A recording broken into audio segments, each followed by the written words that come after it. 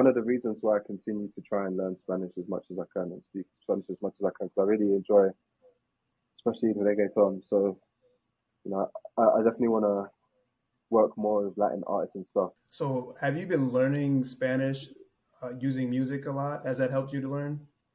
Yeah, definitely.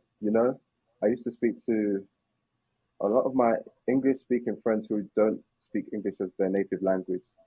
And they used to tell me like, oh, I just learned English watching TV as a kid. I just used to watch cartoons and I picked it up, or I used to listen to rap and I picked it up, and I never used to understand it. I used to think like, how is that possible?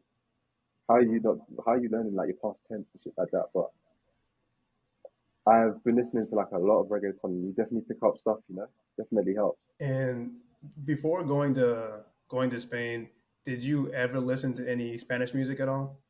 a little bit, but not as much as I do now or like after I lived in Spain. Honestly, to me, yeah, before I learned Spanish, I was like in English speaking world. But then Just when being you with- start learning Spanish, there's like a whole new world of like whole new music and different movies and all this kind of stuff. So it kind of like exposed me to that kind of stuff. If that makes sense. Did that change the way that you produce music after you got Um, into this new world? yeah, I'd say it definitely influenced me because I started listening to loads of different types of like Latin and Spanish music, from like flamenco to cumbia to reggaeton to torreo, all these kind of different stuff that if I didn't speak Spanish or I started learning Spanish, I'd never been exposed to.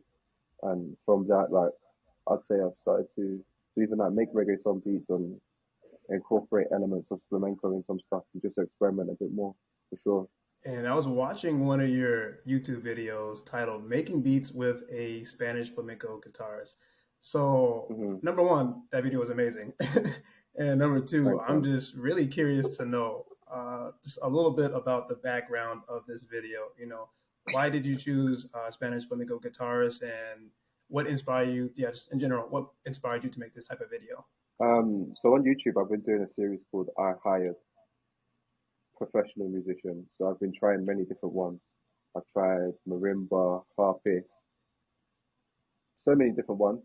But I always thought that flamenco fusion with drill or trap or some kind of hip hop could definitely sound sick. And I've tried it in before. I've tried it before in the past with samples, just chopping a sample and adding some drums to it. But I thought, it'd be a really cool idea, a really cool video to try and get an actual flamenco player in and see what happens. And it turned out cool. And then he was also, I know I heard him speak a little Spanish too, so that was pretty awesome. Yeah, in the south. He's from Granada. Mhm.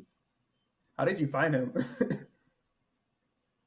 So it's actually really easy. You just go online and they've got tons of different websites where you can book session musicians. Usually they don't really do studio sessions. It's more like they perform at weddings or corporate events or parties. Okay. But I've just been hiring them to come to the studio. All right, here's a good one for you then. Which Spanish speaking country has the best music? I mean, probably have to give it to Puerto Rico or Colombia right now in terms of reggaeton. Okay. Um, yeah, I might have to give it to those two for now. But I mean, like the music scene in Argentina is crazy as well. That's popping off.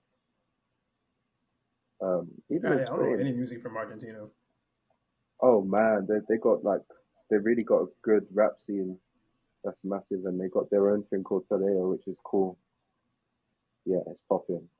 I think that's like a big one of the reasons why I continue to try and learn Spanish as much as I can and speak Spanish as much as I can, because I really enjoy, especially the reggaeton. So I definitely want to work more with Latin artists and stuff. So I think it's important for me to not only speak the language but really just try and understand like that culture, that lifestyle, if that makes sense, that life. As an Yeah, outsider that coming makes in, sense. you know. Yeah, and that would make sense too, especially for music, so you can understand more how to produce for these different artists, right? Yeah, exactly, definitely.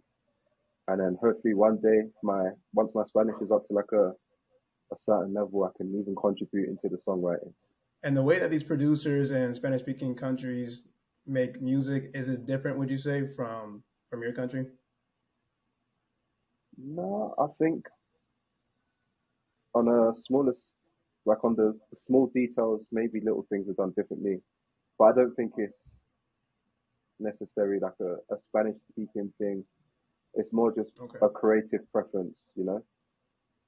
A creative preference. Yeah. Like some people, for example, like I noticed here, maybe if you want to create music with the artist, you'll do it together in the room rather than me just sending beats out.